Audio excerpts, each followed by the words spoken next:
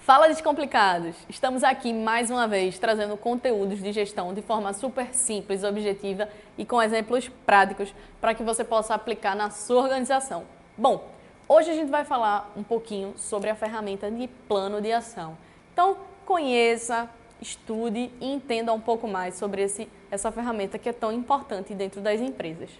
Eu vou aproveitar aqui que eu já estou com o ciclo PDCA desenhado e dizer que dentro da metodologia PDCA, o plano de ação ela é a quarta etapa, na verdade essa é a etapa da ação e é aqui que a gente pode utilizar a ferramenta de plano de ação. Lembrando que os planos de ação eles só são utilizados quando você tem um problema, certo? Seja ele problema bom ou problema ruim. Não sabe o que é problema bom e problema ruim? Dá uma olhadinha aqui no nosso canal que a gente gravou um vídeo anteriormente falando sobre isso, beleza? Então, o plano de ação... Muitas pessoas dizem, eu sempre escuto falar em plano de ação, mas na prática eu não sei o que é. Bom, o plano de ação nada mais é do que um plano cheio de ações. Poxa, Adriana, então é a mesma coisa que planejamento é? Porque o planejamento é um plano com várias ações. Não. A diferença do plano de ação é porque essa ação ela é corretiva. Ela vem para resolver algum problema. Então, se eu até falei sobre isso em aulas passadas, uma meta, por exemplo, de vender 100 casas e eu vendi 50 casas, eu tenho aqui um gap, ou seja, uma diferença que a gente até utiliza um termo chamado lacuna. Então, eu tenho aqui a minha meta de vender 100 casas no mês. Nesse mês aqui eu vendi 110 casas. Nesse mês aqui eu vendi 50 casas, certo? Vamos dizer que aqui foi em julho e aqui foi em agosto. Então, você pode observar aqui que existe uma lacuna entre a meta e o resultado. Essa distância é o que a gente chama de gap. Gap é o que falta para alcançar a meta, certo? Então, foi de 50. Para esse problema, a gente vai ter que traçar um plano de ação, ou seja, um conjunto de ações que, a partir do estudo da causa disso aqui, por quê? Porque o cliente não quis comprar. Tá, o cliente não quis comprar as casas por quê? Qual foi o motivo? O que é que ele alegou no momento da venda? O preço estava alto, as condições de pagamento, o tipo de negociação, a parceria com o banco, enfim, tem N motivos para essa causa desse problema, tá? Então agora eu vou trazer para vocês um caso que ele é verídico e que aconteceu numa das empresas que a gente estava atendendo como consultoria. Era o seguinte, era uma transportadora, certo? E nessa transportadora, eles tinham uma meta de transportar 120 mil toneladas de carga por dia. Só que, quando a gente iniciou o projeto, a gente observou que eles estavam transportando apenas 100 mil toneladas. E aí é engraçado isso porque aqui você já pode observar, né? A gente tem um gap aí de 20 mil toneladas. E quando a gente perguntou ao coordenador operacional qual era o problema, who is the problem? Qual é o problema? Ele disse que o problema dele era falta de caminhão. Você concorda com isso? Você concorda que às vezes quando você tem um problema, você simplesmente deve aumentar a sua, vamos dizer assim, a sua capacidade de transporte? Depende, você primeiro precisa identificar qual é realmente o problema. E aí a pergunta que a gente fez foi o seguinte, o seu objetivo, a sua meta é ter muitos caminhões? E aí ele disse, não, minha meta é transportar cargas. Aí a gente fez novamente a pergunta, se o seu objetivo é transportar cargas, qual é o seu problema? E aí ele disse, o meu problema é a incapacidade de transportar cargas, certo? E aí, beleza. Aí eu disse, veja como são as coisas. Ele tinha dito que era a falta de caminhão. Quando a gente perguntou novamente se o objetivo dele era aumentar a frota e ele disse que não, era transportar cargas, a gente pergunta. E ele diz, é a incapacidade de transportar cargas.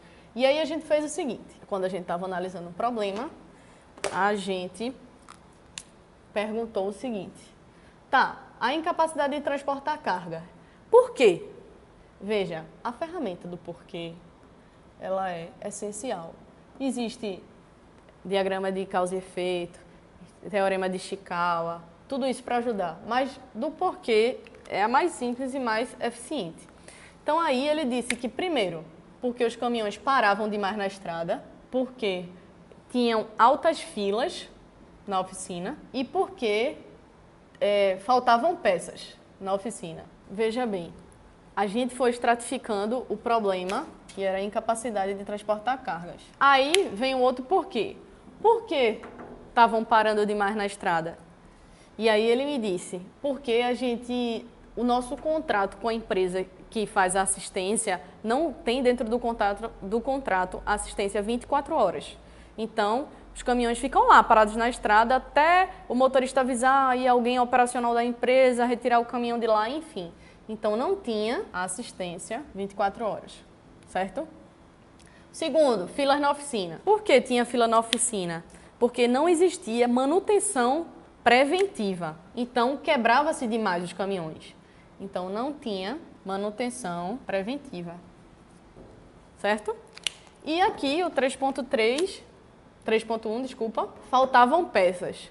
A gente observou que dentro da oficina da empresa fazia um tempo que não existia um estudo de estoque e um estudo de redimensionamento de peças. Então, estava lá um número que não condizia com a realidade. Então, estoque mal dimensionado. Gente, é incrível quando, se o gestor fosse tomar a decisão pela primeira resposta que o gestor deu, o coordenador deu de operação, ele ia comprar mais caminhão e ele ia aumentar mais o custo dele, de tudo isso aqui. A gente não ia resolver. Então, como vocês podem observar aqui, está na hora de traçar o nosso plano de ação. Então, a gente observou que não tinha assistência 24 horas, não tinha manutenção preventiva e o estoque estava mal redimensionado. Então, agora ficou fácil traçar o nosso plano de ação. Para assistência 24 horas, a solução. Então, a gente tomou 3 ações. A primeira foi incluir no contrato de assistência 24 horas. O outro, não tinha manutenção preventiva. Foi feito um planejamento da frota para manutenção preventiva. Assim, os carros quebravam menos e a gente conseguiria reduzir as filas. E, por fim, estoque mal dimensionado. A gente fez um replanejamento de todo o estoque, de ponto de pedido, do que saía, das peças que menos saíam, que mais saía, de acordo com o tipo do caminhão. Então, a gente redimensionou o estoque, refez o planejamento e tudo mais. Então, a gente não só... Vejam como são as coisas. A gente tinha lá a meta, só relembrando a vocês, transportar 120 mil toneladas. E a gente não só conseguiu bater a meta, como a gente conseguiu reduzir a frota em 15 caminhões. Ou seja, menos 15 caminhões. Ou seja, a gente conseguiu fazer mais com menos. Isso quer dizer o quê? Fazer mais com menos é ser produtivo, que é o mesmo que ser eficiente.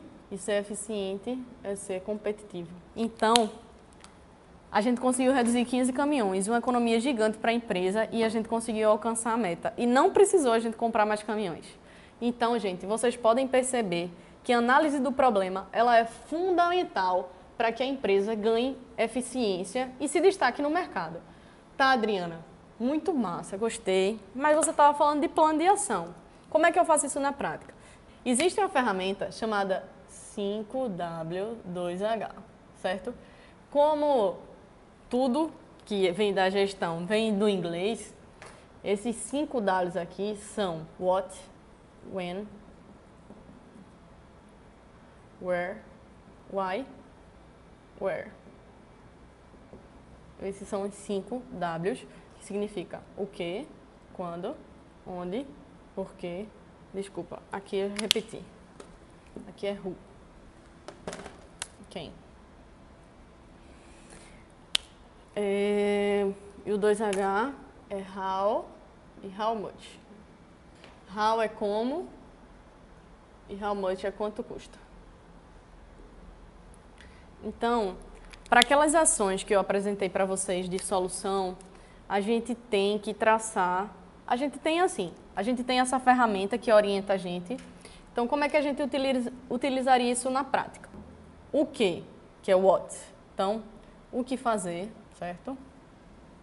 Aí, quem vai fazer, quando, onde, por quê.